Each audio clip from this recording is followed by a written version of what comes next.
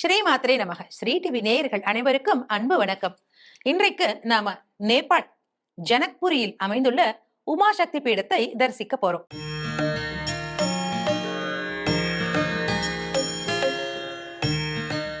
இந்த கோவில் பீகார் மாநிலத்தின் எல்லையில் அருகே உள்ள மிதிலாவில் அமைந்துள்ளது. இந்த இடம் நேபாளத்தை சார்ந்த தனுசா மாவட்ட பகுதியாகும். இந்த புனித தலத்தில அன்னை மகாதேவி என்றும் உமாதேவி என்றும் தனுஷா என்றும் போற்றப்படுகிறார். பைரவர் மகோதர் என்று திருநாமத்தோடு எழுந்தருளி இருக்கிறார். சதி தேவியின் இடது தோள்பட்டை, அதாவது வாமஸ்கந்தம் இங்கு விழுந்ததாக புராணங்கள் கூறுகிறது.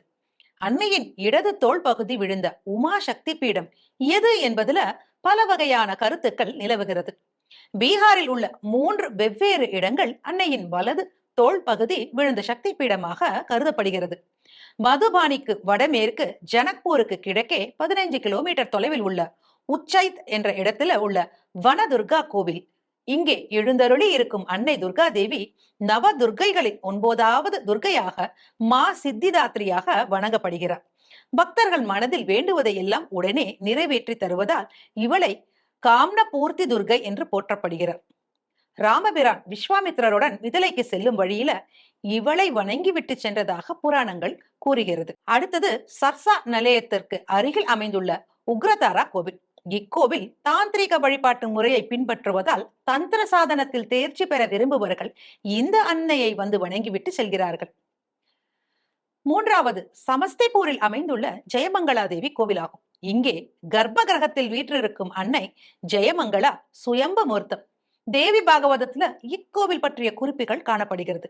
இக்கோவில்களில் எல்லாம் அன்னையை உமாதேவி என்றும் சிவபெருமான் மகோதரர் என்றும் வணங்கப்படுகிறார்.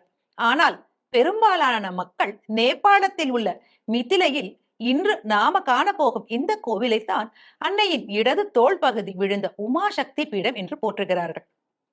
12ஆம் நூற்றாண்டுல எழுதப்பட்ட தந்திரசாரம் என்னும் நூலில இக்கோவில் பற்றிய குறிப்புகள் குறிப்பிடப்பட்டுள்ளது. 16ஆம் நூற்றாண்டில் வாழ்ந்த மிதிலையின் மன்னர் ஹரிசிங் தேவா இக்கோவிலை புதுப்பித்து பிரம்மாண்டமாக கட்டினார். இக்கோவில் பல முறை வெள்ளத்தாலும் பூகம்பத்தாலும் சேதமடைந்துள்ளது. இருப்பினும் உள்ளூர் மக்களால் ஒவ்வொரு முறையும் மீண்டும் கட்டப்பட்டு இன்றும் புது பொலிவுடன் மிக அழகாக காட்சியளிக்கிறது. இக்கோவில் எழுப்பப்பட்டு இருக்கும் மிதிலா நகரம் மிகவும் பழமையானது. பல புராணங்களில் இந்நகரின் சிறப்பு பற்றி கூறப்பட்டிருக்கு. அயோத்தி மன்னன் இக்ஷ்வாகுவின் 100 புத்திரர்களில் திறமையானவன் நிமி என்னும் அரசன். அவன் கௌதம முனிவரின் ஆசிரமத்தில் பக்கத்துல அமைந்துள்ள வைஜெயந்தா என்னும் இடத்தை தேர்ந்தெடுத்து அங்கிருந்து தன் ராஜ்யத்தை ஆண்டு வந்தான். ஒரு முறை அவன் மிகப்பெரிய யாகம் ஒன்றை நடத்த திட்டமிட்டான். அந்த யாகத்தை தலைமை தாங்கி நடத்தி கொடுக்க தன் குலகுருவான வசிஷ்ட முனிவரை வேண்டினான். ஆனால் வசிஷ்டரோ ஏற்கனவே ஒரு யாகத்தை நடத்தி கொடுப்பதாக இந்திரனுக்கு வாக்கு கொடுத்து இருந்தார். அந்த யாகத்தை இந்திரலோகத்தில் முடித்துவிட்டு பிறகு நிமியின் யாகத்தை நடத்தி தருவதாக கூறி வசிஷ்டர் இந்திரலோகம் சென்று விட்டார்.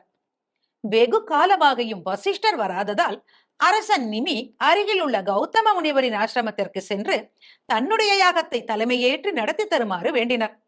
கௌதம முனிவரும் மிக்க மகிழ்ச்சியுடன் யாகத்துக்கு தலைமை தாங்கி அந்த யாகத்தை வெற்றிகரமாக நடத்தி கொடுத்தார்.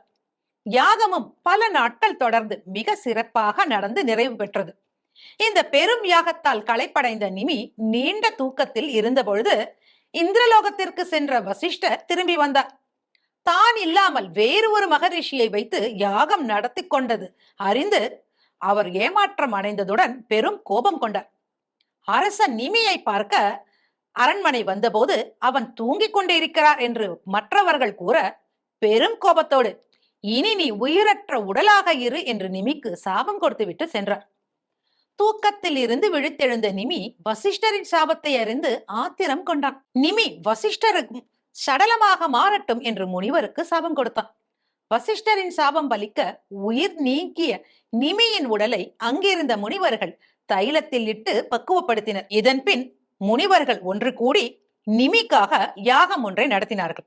யாகத்தின் முடிவில் தோன்றிய தேவர்கள் வாயு உருவில் இருந்த நிமியிடம் நீ விரும்பினால் மீண்டும் மனித தேகத்துடன் வாழலாம் என்று வரமளித்தார்கள். நிமி இனி தான் மனித உருவில் வாழ விரும்பவில்லை என்றும் அவன் உலகத்தார் அனைவர் கண்களிலும் நிரந்தரமாக இருக்க விரும்புவதாக கூறினான். தேவர்கள் அவ்வாறே அவனுக்கு வரம் அளித்தனர். அதன்படி நிமி எல்லா உயிர்களில் கண்களிலும் இமைகளாக சிமிட்டுக் கொண்டே இருக்கிறான். அந்த சிமிட்டலால் வரும் கால அளவிற்கு நிமிடம் என்று பெயர் ஏற்பட்டது. இவ்வாறான புராண வரலாற்றை தன்னுள்ளே கொண்ட இடமாக இந்த மிதிலை நகரம் விளங்குகிறது. இப்பேற்பட்ட மிதிலை நகரத்தில் அமைந்துள்ள அன்னையின் சக்தி பீடமான உமா சக்தி பீடத்தின் பெருமைகளையும் கோவிலை பற்றி மேலும் பல தகவல்களையும் நாம அடுத்த பகுதியில பார்க்கலாம். சர்வம் சக்திமயம்.